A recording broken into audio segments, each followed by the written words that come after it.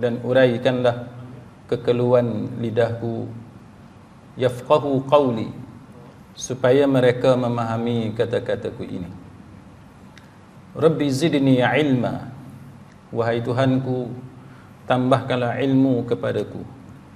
Allahumma faqihna fid din, ya Allah, kurniakan kepada kami kefahaman tentang agama. Wa 'allimna at-ta'wil, dan ajarkanlah kepada kami kefahaman ilmu berkaitan dengan memahami Al-Quran, ilmu ta'wil. Wahdinas siratal mustaqim, dan tunjukkan kepada kami jalan Engkau, jalan yang lurus. Amin ya rabbal alamin. Saudara-saudari, sahabat sahabiah, muslimin muslimat, mudah-mudahan kita semua pada malam ini sentiasa berada dalam rahmat Allah Subhanahu wa taala, mendapat maghfirah, keampunan Allah, dan sentiasa dikurniakan taufik dan hidayah oleh Allah Subhanahu wa taala insya-Allah. Malam ni tafsir Al-Munir karangan Dr. Wahbah Az-Zuhaili, juzuk amma. Kita masih lagi dalam surah An-Naba, dan pada malam ni kita sambung daripada pengajian kita yang lalu, iaitu berkenaan dengan pedoman hidup dan hukum hakam daripada ayat-ayat yang kita baca sebelum ni. Kalau cetakan saya ni muka surat 17, betul tak? Ayat ini menegaskan tentang, betul ya? Ayat ini menegaskan tentang pertambahan azab dari beberapa sudut. Yang pertamanya tentang falan nazidakum, kan, kalimah lan itu merupakan penegasan kepada penegasan tidak, kan, kepada perkara penafian. Itu yang telah kita pelajari sebelum ini. Dan yang keduanya berkenaan dengan Allah Subhanahu wa taala, kenapa Allah taala menggunakan ganti nama yang ketiga. Itu yang kedua. Dan yang ketiganya, kenapa Allah taala menyebut azab itu satu persatu. Kenapa Allah Ta'ala sebut azab tu satu persatu, dan Allah Ta'ala buka aib, kan, golongan yang kafir itu. Jadi itu antara cara Allah Ta'ala mengenakan hukuman kepada musuh-musuhnya. Jadi itu antara yang kita telah bicarakan dalam kuliah kita yang lalu. Maka pada malam ni kita masuk gambaran orang yang mendapat kebahagiaan. Gambaran orang yang mendapat kebahagiaan. Jadi kita tengok daripada ayat yang ke-31 hinggalah ayat yang ke-36. Baik, firman Allah Ta'ala pada ayat yang ke-31 itu, a'udzubillahi minasyaitonir rajim. Inna lil muttaqina mafaza. Inna lil muttaqina mafaza. Kan? Inna maksudnya sesungguhnya. Kan? Lil muttaqin iaitu orang-orang yang bertakwa.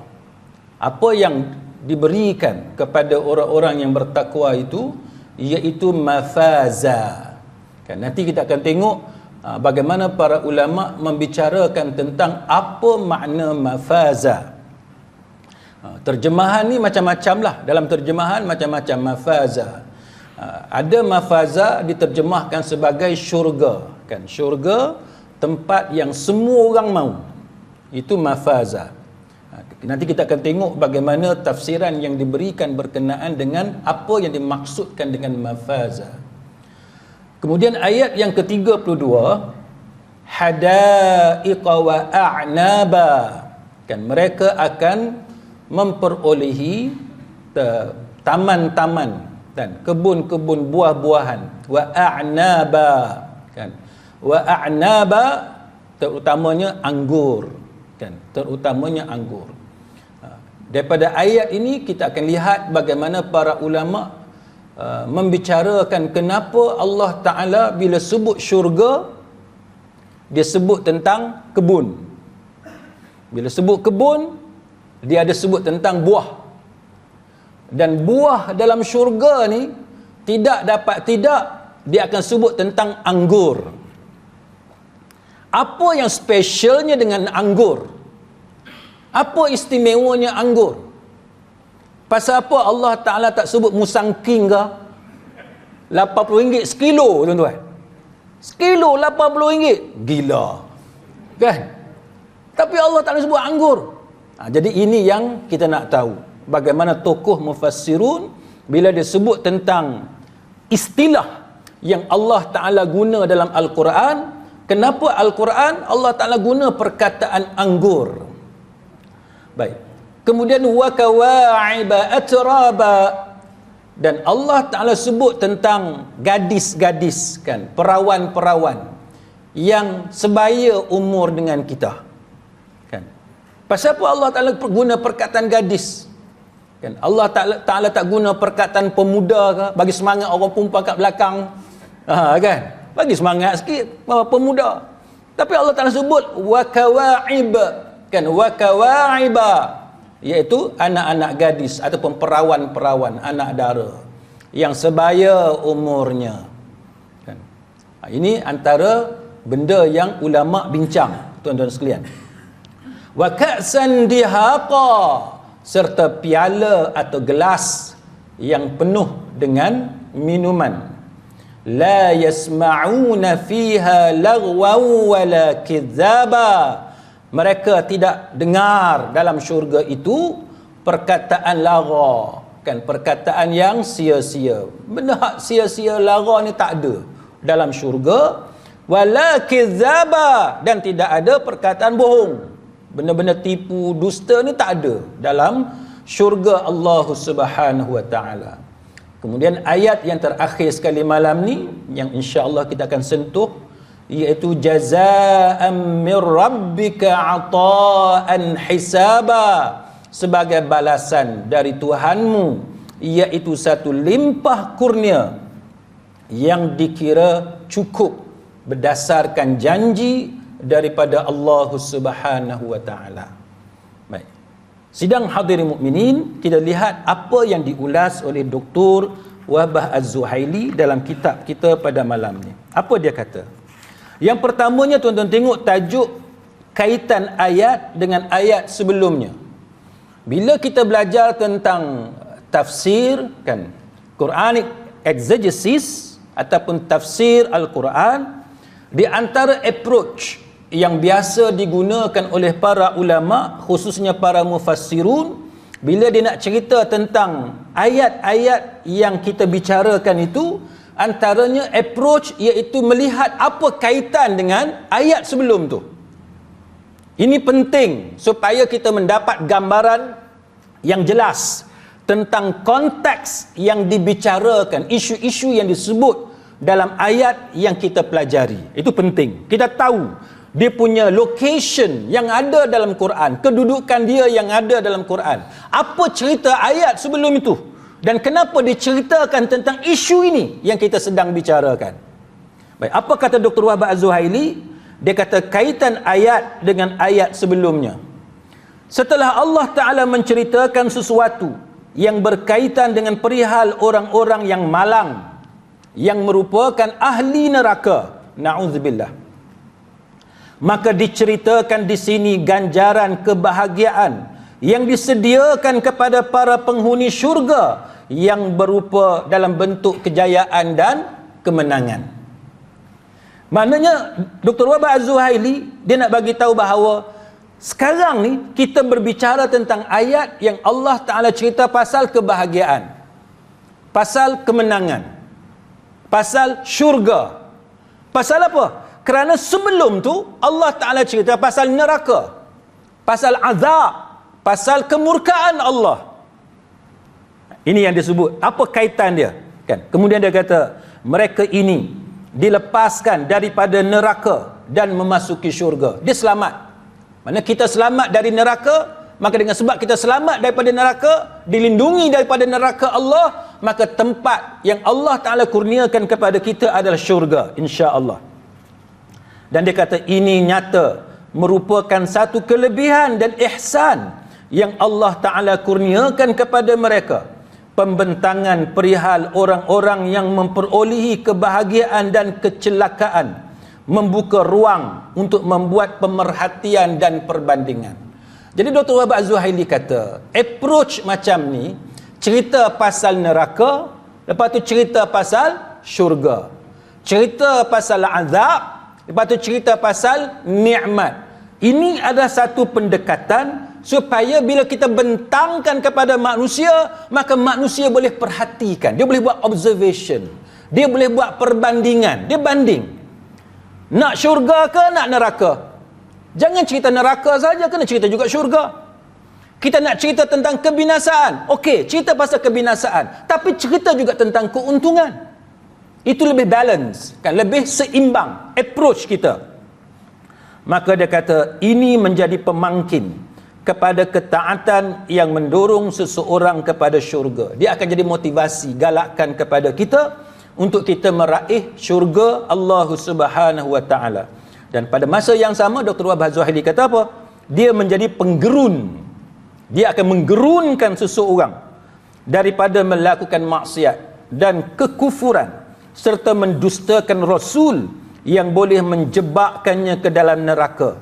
Secara kesimpulannya, bolehlah dikatakan bahawa apabila Allah menyebut janji buruk kepada orang-orang kafir, maka disebutkan selepas itu janji baik kepada orang-orang yang melakukan kebaikan. Ini approach yang Allah Ta'ala guna dalam Al-Quran, yang mana tokoh-tokoh ataupun ulama di kalangan mufassirun dia cerita kepada kita benda ni supaya jadi panduan kepada kita. Dan benda inilah juga tuan-tuan sekalian kita boleh guna dalam pendidikan anak-anak. Bila kita didik anak kita, zuriat kita, keturunan kita, anak cucu kita, pendekatan yang samalah yang sepatutnya kita gunakan. Kita jangan hanya pandai marah sahaja, tak boleh. Kita juga kena pandai bagi galakan. Kita jangan hanya pandai hukum sahaja anak kita. Kita juga kena pandai bagi hadiah kepada anak kita. Kita jangan hanya pandai ugut anak kita. Kita mesti pandai juga bagi semangat kepada anak kita supaya dia lebih balance dalam kehidupan dia. Saya pernah cerita kepada tuan-tuan, kan, macam mana bila saya sampai di England, saya pelik. Anak saya nombor 2 tuan-tuan, dia ada learning disability, kan, dyslexic. Antara sebab saya pergi England, sebabnya ialah masa tu tahun 2008 2009 Malaysia, negara kita masa tu tak ada lagi, kan, kemampuan untuk handle anak-anak yang ada problem learning disability. Dekat sekolah problem, kita keluarkan daripada sekolah, pergi sekolah swasta pun problem. Jadi banyak masalah. Jadi anak saya last kali duk ikut saya pergi mahkamah ya. Main game, duduk dalam kereta, pergi mahkamah, tak pergi sekolah. Jadi itu antara sebab yang bagi motivasi kepada saya untuk migrate, tengok di Australia macam mana dan sebagainya. Tapi alhamdulillah rezeki Allah Ta'ala bagi dapat sambung buat PhD di England. Bila sampai di England tuan-tuan sekalian, saya tengok bagaimana anak saya ni dia mudah untuk belajar. Jadi saya pun tanya cikgu di sekolah, kita nak tahu apa rahsia dia, kan? Sebab apa masa di Malaysia kita susah nak kontrol anak kita? Kenapa di negara orang putih dia orang boleh kontrol anak kita walaupun baru kita sampai di England? Apa yang berlaku tuan-tuan sekalian ialah walaupun dia orang ni memang dia orang ada kelebihan dalam beberapa sudut, tapi yang saya nak kongsi yang relevan dengan tajuk kita malam ni ialah anak-anak kita ni dah tahu cara nak handle. Budak-budak dia suka main apa? Main game. Anak-anak dia suka main game. Budak-budak kecil dia suka main game. So benda yang dia buat ialah kalau awak nak main game, awak kena siapkan benda ni, benda ni, benda ni. Jadi anak-anak kita ni dia seronok sebab dia tahu bila dia siapkan satu tugas, dia boleh main game. Dia tak siapkan tugas tu, dia tak boleh main game. Istilah di sana dia guna istilah macam grounded dan sebagainya. Tak boleh keluar main, tak boleh itu, tak boleh ini. Nak main, nak dapatkan game dan sebagainya, kena siapkan tugasan-tugasan yang tertentu. Mana dia balance. Kita bukan hanya pandai marah sahaja, kita bukan hanya cakap saja, tapi anak kita dapat dua-dua. Kan? Dia nak main game boleh, tapi dia kena siapkan kerja dia. Itu contoh mudah tuan-tuan. Maka kita dengan anak kita pun macam tu. Kita tak boleh hanya marah je daripada pagi, tengah hari, petang, malam. Tak boleh tuan-tuan. Anak kita adalah manusia. Dia tak boleh tahan dengan tekanan yang begitu hebat. Tak boleh. Ada masa kita marah dia, ada masa kita puji dia. Kan? Ada masa kita hukum dia, ada masa kita reward dia, janji dekat dia. Dia berjaya buat benda ni, ataupun dia berjaya dalam akademik, atau dia berjaya dalam bab Quran dan sebagainya, okey, kita boleh melancong pergi mana-mana. Sebagai contoh, tempat yang dia suka. Itu lebih balance, kan, lebih seimbang. Maka itulah approach yang digunakan dalam Al-Quran. Quran dia tak cerita pasal neraka sahaja. Quran cerita pasal syurga. Quran tak cerita pasal azab sahaja. Quran juga cerita pasal nikmat daripada Allah Subhanahu wa taala. Itu yang disebut dalam berkenaan dengan apa kaitan ayat ini dengan ayat sebelumnya. Baik, kemudian tafsir dan ulasan. Dr. Wahab Az-Zuhaili kata, dalam ayat ini Allah Ta'ala menceritakan mengenai orang-orang yang beroleh kebahagiaan serta ganjaran yang disediakan kepada mereka di hari kiamat. Apa dia ganjaran yang Allah Ta'ala sediakan? Iaitu dalam bentuk kemuliaan dan nikmat yang berkekalan. Contohnya dalam ayat yang kita baca tadi, iaitu surah An-Naba, ayat mula-mula yang kita baca, ayat 31. Allah Ta'ala kata dalam ayat 31 itu, innalil muttaqina mafaza. Sesungguhnya bagi orang-orang yang bertakwa itu, mereka mendapat apa? Mafaza. Mafaza dalam kitab kita ni tuan-tuan, dia terjemah dalam bahasa Melayu, dia kata mendapat kejayaan. Mafaza dalam kitab kita ni dia guna perkataan mendapat kejayaan dalam bahasa Melayu. Baik, apa maksud mafaza, mendapat kejayaan? Maka dia kata mafaza itu kerana mereka terlepas daripada api neraka. Terlepas daripada api neraka. Bila mereka terlepas daripada api neraka, apa yang mereka dapat? Bukan sahaja semata-mata terlepas daripada api neraka, mesti ada something yang mereka dapat. Maka Dr. Wahab Az-Zuhaili kata, yang mereka dapat ialah nikmat keindahan, taman-taman yang dihiasi dengan pepohon kayu yang rendang, dan anggur, kan, yang berbuah ranum lagi enak rasanya. Mereka akan dianugerahkan dengan bidadari syurga yang cantik rupawan, terpegun dan terpesona apabila memandangnya. Mereka ini mempunyai persamaan umur dan melayani tuannya dengan pelbagai minuman syurga yang tidak memabukkan. Disebut kenapa tidak memabukkan? Sebab dalam syurga ada arak, ada khamar. Tapi arak dalam syurga itu tidak memabukkan. Baik, lepas tu dia kata apa? Al-a'nab ataupun anggur. Dalam ayat ini dia kata kalau diperhatikan telah diatafkan kepada al-hadaiq. Yang hadaiq ni apa dia? Taman. Kan hadaiq itu taman. Maka dia kata dalam kaedah bahasa Arab ini dinamakan sebagai ataf khas kepada am, bagi menunjukkan betapa agungnya penciptaan ini. Apa maksud ataf khas kepada am? Baik, kalau kita sebut taman ataupun kebun, taman ni banyak, kan, kebun banyak, kebun durian, sebut durian 2 kali dah. Kan? Lepas tu kebun apa? Kebun pisang. Kebun ni macam-macam kebun, dia boleh jadi kebun macam-macam, kebun buah-buah, kebun apa? Banyak. Maka dalam banyak-banyak itu disebut satu secara spesifik, khas dia sebut, iaitu anggur. Kebun, lepas tu anggur, kan? Maka dia kata apa? Bagi menunjukkan betapa agungnya penciptaan ini. Baik, apa yang agung? Baik, kemudian Ibnu Abbas radhiyallahu anhuma mentafsirkan mafaza. Ibn Abbas kata apa? Sebagai tempat persiaran, kan, istirahat. Pentafsiran ini disokong oleh Imam Ibn Katsir rahimahullahu ta'ala. Mereka berpendapat pentafsiran ini adalah wajar kerana Allah menyebut selepas ayat itu ialah ganjaran yang berupa taman. Justru taman selalunya difahami sebagai kebun-kebun yang ditanamkan dengan pelbagai pokok seperti tamar dan sebagainya. Maka dia kata bila sebut kebun taman ni macam-macam ada. Maka secara spesifik Allah Ta'ala sebut tentang anggur. Baik, ini antara benda yang kita akan lihat dengan lebih terperinci. Baik, sidang hadirin mukminin, bila kita tengok salah satu yang disebut oleh para ulama, kenapa Allah Ta'ala dia sebut anggur secara spesifik? Sebabnya Quran ni dia turun di negara Arab. Kan, Quran dia turun di negara Arab. Maka suasana yang ada di negara Arab itu perlu kita faham. Kan, kita perlu faham suasana yang ada di negara Arab.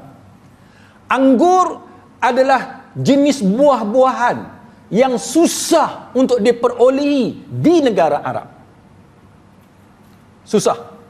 Kita sampai dekat Mekah, Madinah, tuan-tuan tengok dengan gersangnya bumi dia tu tak sesuai untuk anggur.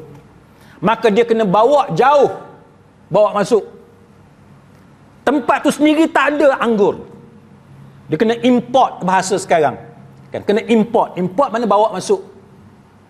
Dan anggur ini adalah buah yang melambangkan kemewahan.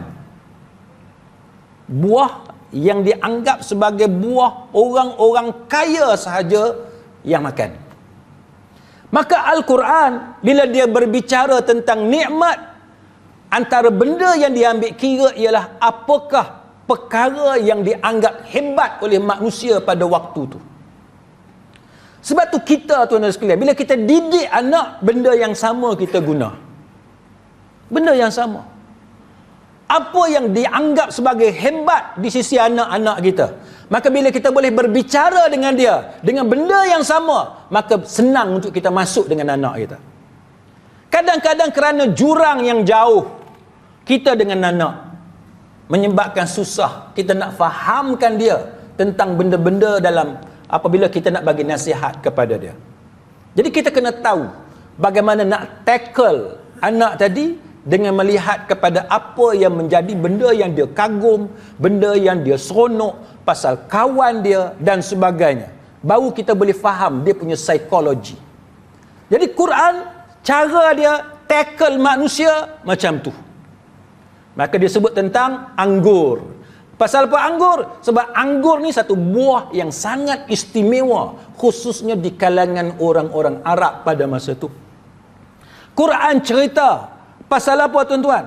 Pasal perempuan yang cantik. Pasal apa? Realiti manusia atas dunia ni, perempuan yang cantik itu adalah segala-galanya.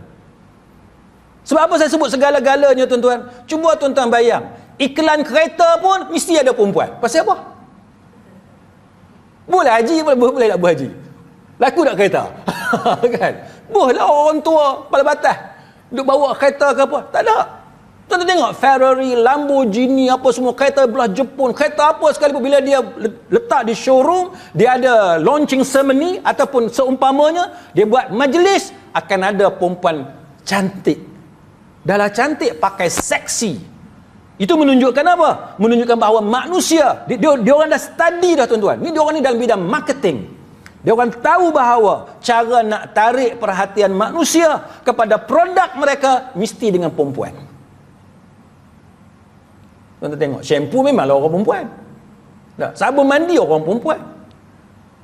Tuan-tuan tengok semua. Saya tengok baru ni iklan satu jenama kereta. Tak pasal-pasal ada perempuan pakai sekerat baju. Apa kaitan orang perempuan naik kereta mesti pakai baju sekerat? Kita pun tak faham. Tak boleh ke kalau iklan letak perempuan pakai tudung sebagai contoh? Tak, dia mesti letak seksi juga, tuan-tuan. Tidak seksi belah atas, dia seksi belah bawah. Maka Quran dia akan cerita pasal benda-benda seksual. Benda-benda seksual, benda yang orang suka. Orang lelaki suka apa? Orang perempuan suka apa? Kita manusia suka apa? Maka itulah yang Quran guna. Yang ada dalam Quran. Cara yang digunakan oleh Al-Quran dalam menarik manusia supaya melakukan amal yang saleh. Benda macam tu. Sebab tu kita, tuan-tuan, kita dengan masyarakat pun kita tak boleh strict sangat. Dengan masyarakat, dengan anak-anak kita. Kita kena raih sifat-sifat manusiawi dia. isteri kita, anak kita, keluarga kita. Tak boleh dengan sebab kita ni baik sangat, bagus sangat, tak pernah nak berjalan pergi mana-mana. Tak boleh. Dia kena berjalan. Kan? Melancong pergi tempat tourist attraction mana-mana. Sebagaimana orang lain menikmati keindahan alam, keindahan negara kita, luar negara dan sebagainya, maka kita juga kena ada macam tu. Kan? Kalau orang lain boleh bawa keluarga dia berjalan, kita juga kena mampu bawa keluarga kita berjalan. Kalau orang lain boleh bagi hadiah kepada anak dia, kepada isteri dia, kita juga kena ada benda-benda yang macam itu. Sifat manusia, dia suka kan diberi hadiah, dijamu makan, ajak jalan, kan bersembang dan sebagainya, piknik, seronok, bawa tikar, hampa kat bawah pokok mana-mana, benda-benda yang seronok, tuan-tuan sekalian. Jadi sebab itu para ulama menyebut ini antara sebab kenapa bila sebut syurga, Allah Ta'ala akan sebut taman ataupun kebun. Bila sebut taman ataupun kebun, akan ada lepas tu anggur. Kemudian selain daripada itu, kalau tuan-tuan tengok dari segi sains moden pun, kalau saya boleh share di sini tuan-tuan, memang banyak kan kelebihan grapes, kan anggur ni, health benefits of grapes. Dia sebut macam-macam. Dan dia sebut di sini tuan-tuan, for thousands of years, ribuan tahun, they have been used in some cultures as medicine. Digunakan anggur ni sebagai bahan untuk perubatan.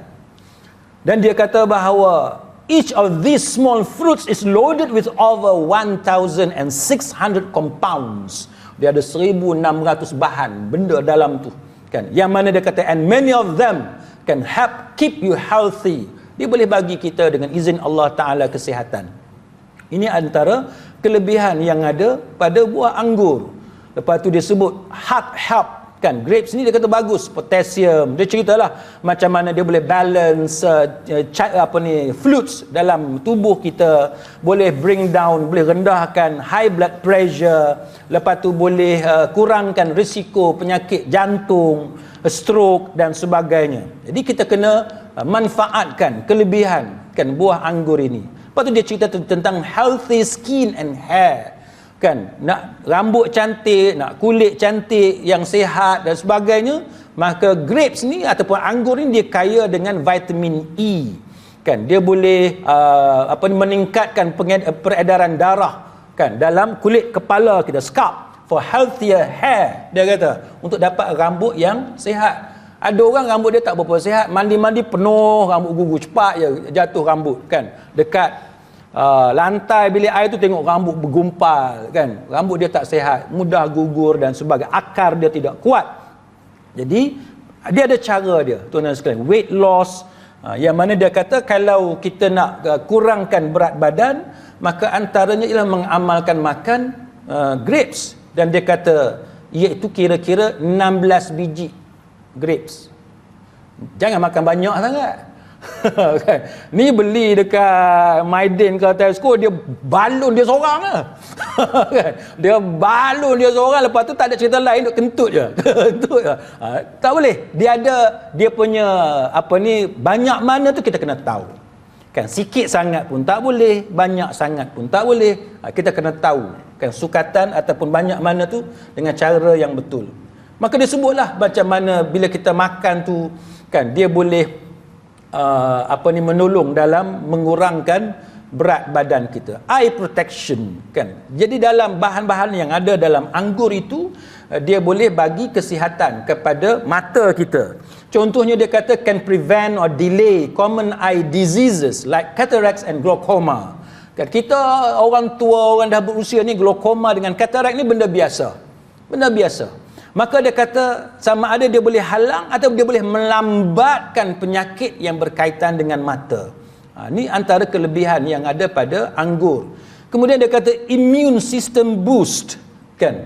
Dia boleh mempertingkatkan sistem pertahanan badan kita dalam menghadapi contohnya kuman-kuman dan sebagainya. Lepas tu good for your brain, kan, otak kita ni bagus, kan. Kalau kita dapat daripada anggur tadi, dia boleh bagi manfaat insya-Allah kepada otak kita. Constipation, siapa yang sembelit cara nak menangani masalah sembelit, salah satu caranya ialah dengan makan buah anggur. Better sleep, kan, tidur yang lebih lena, kan, tidur yang lebih baik bila kita makan buah anggur. Banyaklah tuan-tuan boleh tengok sendiri apa yang dari segi sains moden berkaitan dengan manfaat yang kita akan dapat apabila kita makan buah anggur. Jadi ini adalah contoh tentang kelebihan yang ada pada buah anggur, yang mana itu menunjukkan kepada kita bahawa Allah bila dia membicarakan sesuatu, maka ianya ada kelebihan di dunia dan juga kelebihan di hari akhirat. Dan para ulama bila dia buat kajian, dia tengok dalam Quran anggur ni disebut 14 kali. 14 kali dalam Al-Quran. Bukan sebut sekali, tapi sebut sampai 14 kali. Itu menunjukkan bahawa ada sesuatu yang special, yang istimewa pada anggur itu. Jadi ini adalah nikmat yang Allah Ta'ala bagi, kan, kepada manusia. Dan disebut dalam Al-Ijaz Al-Ilm fil Quran was Sunnah, dia kata anggur ni memang satu satu bentuk buah tanaman yang telah dikenali sejak daripada zaman Nabi Nuh alaihi salam. Sejak daripada zaman Nabi Nuh alaihi salam, dan dia mempunyai banyak manfaat. Maka itu antara salah satu sebab yang disebut oleh para ulama. Dan contohnya Imam Ibn Qayyim Al-Jauziyah rahimahullahu ta'ala, dia kata anggur adalah salah satu daripada buah-buahan yang sangat banyak manfaat dia. Sangat banyak manfaat dia. Dan dia kata anggur adalah salah satu buah daripada begitu banyak buah yang mana dia berkhasiat daripada sekian banyak makanan yang berkhasiat. Dan anggur juga adalah salah satu ubat daripada sekian banyak ubat. Dan dia kata adalah salah satu bentuk minuman daripada sekian banyak minuman. Siapa yang kata ni? Imam Ibn Qayyim Al-Jauziyah rahimahullahu ta'ala. Sebab apa kita rujuk kata-kata Imam Ibn Qayyim? Sebab Imam Ibn Qayyim antara ulama yang karang satu kitab, nama dia At-Tibbun Nabawi. At-Tibbun Nabawi, perubatan cara Rasulullah sallallahu alaihi wasallam. Dalam banyak-banyak kitab yang disusun oleh para ulama, antaranya At-Tibbun Nabawi oleh Imam Ibn Qayyim. Kalau kita bercakap tentang perubatan cara Nabi, maka rujukan yang banyak ulama rujuk adalah At-Tibbun Nabawi oleh Imam Ibn Qayyim Al-Jauziyah rahimahullahu ta'ala. Jadi Imam Ibn Qayyim sendiri, dia recognize, dia iktiraf tentang kelebihan yang ada pada anggur. Apatah lagi bila perkataan anggur itu disebut dalam Al-Quran sebanyak 14 kali. Jadi itu antara apa yang diperhatikan oleh para ulama tentang perkataan anggur, kan, yang ada pada ayat yang kita baca tadi. Baik, kemudian tuan-tuan sekalian, Imam Ibn Katsir rahimahullahu ta'ala, dia cerita tentang berkenaan dengan bidadari, kan. Kita sebut tadi wa a'naban, kan, wa kawa'iba, lepas tu atraba, kan. Cerita pasal hadaik, cerita pasal kebun, cerita pasal buah anggur, kan. Lepas tu cerita pasal perawan-perawan, anak-anak gadis, kan. Ini antara yang Allah Ta'ala sebut dalam surah An-Naba yang kita baca. Apa maksud wa kawa'iba atraba?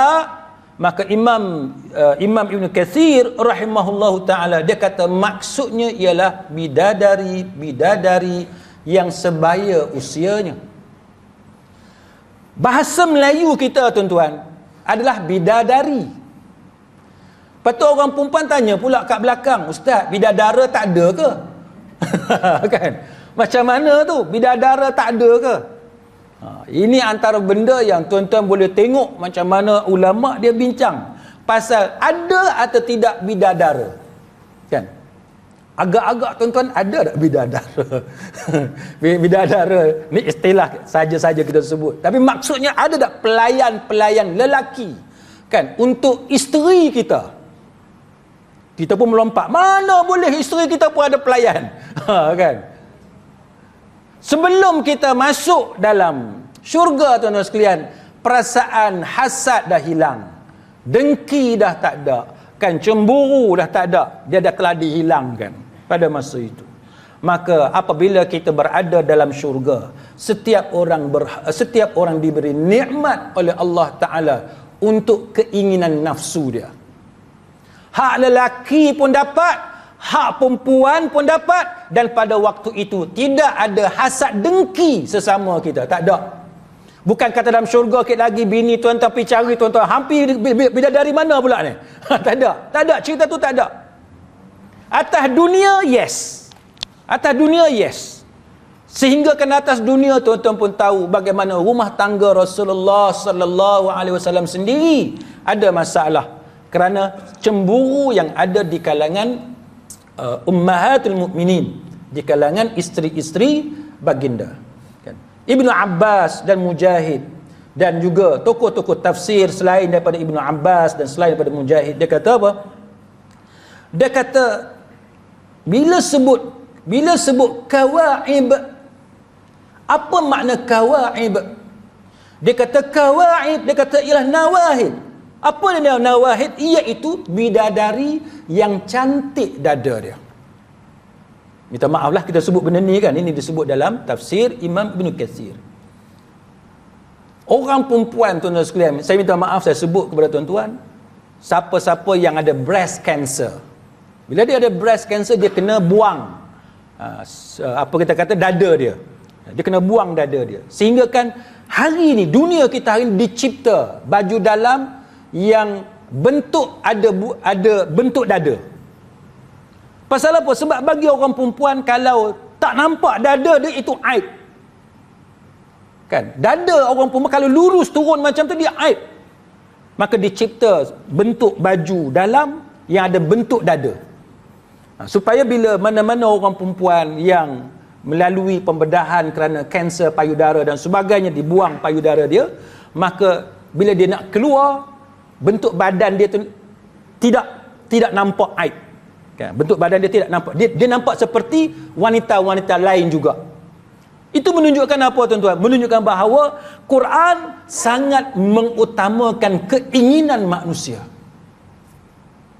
Allah bila dia berbicara dengan kita tentang syurga, Allah dia menitik beratkan apa yang diinginkan oleh manusia, apa yang diinginkan oleh kaum lelaki dan apa yang diinginkan oleh kaum wanita. Cuma beza dia bila sebut syurga ni, banyak dia lebih bagi penekanan kepada kaum lelaki berbanding dengan penekanan yang diberikan kepada kaum wanita bila bercakap tentang isu seksual. Pasal apa? Kerana manusia ni dia semula jadi dah. Orang lelaki dia lebih open. Orang perempuan dia lebih malu sifat dia. Dia bercakap juga tapi dia lebih tersembunyi berbanding dengan kita orang lelaki. Kan? Orang lelaki kita huha-huha, kita malu tu ada tapi dia kurang sikit. Berbanding dengan orang perempuan. Orang perempuan dia bercakap juga pasal apa? Cerita-cerita dalam kelambu tapi dia lebih tertutup. Bukti dia tuan-tuan, ada kawan saya. Dia ni sekarang ni jadi kadi dah. Dulu masa-masa belajar ni nakal lebih kurang saya jugalah. Masa zaman belajar dulu lebih kurang ya. Lepas tu dia jadi kadi apa semua. Satu hari dia cerita kat saya, dia kata dia sakit perut. Dia sakit perut, dia tak ada nak tengok dekat label toilet tu. Tak ada nak tengok, dia terus masuk. Dia sakit perut sangat ni, terus masuk. Masuk toilet, buka seluar, lepas tu, inilah. Tiba-tiba masa dia tengah proses buang tu, dia dengar orang perempuan masuk. Dia kata, sudah, aku tersilap masuk toilet. Rupa-rupa dia pergi masuk toilet perempuan. Jadi dia pun duduk diam lah dalam tu. Dia takut kalau bunyi suara dia berdehem, bunyi orang lelaki kan. Berdehem, nanti dia berdehem ke bunyi apa, bunyi suara orang lelaki, dia pun duduk diam. Nak tunggu biar perempuan 3-4 orang yang masuk ni selesai pakat keluar, baru dia nak keluar. Dia duduk diam dalam toilet. Dia kata, enta tahu tak, masa ana duduk dalam toilet, duduk diam dalam toilet tu, ana dengar dia orang sembang pasal cerita dalam kelambu. Sama-sama dia cerita pasal laki masing-masing. Maksudnya apa tuan-tuan? Maksudnya kita nak bagi tahu manusia ni benda biasa. Pasal cerita dalam bilik tidur ni, semua orang dia ada keinginan. Dia suka benda-benda macam tu. Sebab tu Quran dia cerita. Sebab dia tahu bahawa manusia memang suka benda tu. Cuma dibezakan cara bercakap. Kita orang lelaki lebih open. Manakala orang perempuan dia lebih malu, dia lebih tertutup. Maka sebab itu para mufassirun mengatakan bahawa approach yang digunakan oleh Quran bila bercakap tentang perkara-perkara yang berkaitan dengan seksual, maka dia lebih menjurus kepada orang lelaki. Dia lebih menjurus kepada lebih banyak tentang orang lelaki. Maka dalam tafsir Imam Ibn Kathir, dia cerita bagaimana bidadari yang ada dalam syurga ni, dada dia cantik. Dia sebut dada tu cantik, kan? Kerana mereka ini adalah gadis remaja, kan? Gadis yang muda, sebagaimana yang disebut dalam surah Al-Waqi'ah. Siapa nak tahu lebih detail tentang itu, maka ada disebut dalam surah Al-Waqi'ah. Qala Ibnu Abi Hatim, berkata Ibnu Abi Hatim, dia kata apa? Dia cerita bahawa sanad ni panjang sampai kepada Abu Umamah, sahabat Nabi yang bernama Abu Umamah. Dia kata dia pernah mendengar daripada Nabi, bahawa dia pernah mendengar, dia menceritakan hadis daripada Nabi sallallahu alaihi wasallam, yang mana dia cerita sesungguhnya baju-baju ahli syurga, kan, gamis ahli syurga itu, dia kata benar-benar menunjukkan keredaan Allah Ta'ala kepada mereka, dan sesungguhnya awan benar-benar melewati mereka, lalu menyeru kepada mereka, wahai ahli syurga. Dia kata wahai ahli syurga, ya ahlal jannah, wahai ahli syurga, apakah yang ingin aku turunkan kepadamu? Nak apa? Kamu nak apa? Madza turidun an amtirakum, kamu nak aku turunkan apa kepada kamu? Nak aku turunkan apa kepada kamu? Maka dia kata sehingga sesungguhnya awan syurga itu benar-benar menghujani mereka dengan gadis remaja yang sebaya usianya. Allah Ta'ala turunkan kepada ahli syurga itu gadis-gadis remaja yang sebaya usianya. Allah Ta'ala, kan, dalam hadis ni tuan-tuan sekalian disebut sebaya. Sebab kita manusia ni, kalau yang perempuan tu lebih berusia, kita jadi pelik. Minta maaf lah, saya bukan nak sentuh benda sensitif sangat, tapi kita nak cerita realiti kita manusia. Kalau orang lelaki dia kahwin dengan orang perempuan, orang perempuan tu sampai usia 20 tahun lebih tua daripada dia, pelik tak? Ke orang Pala Batas tak pelik?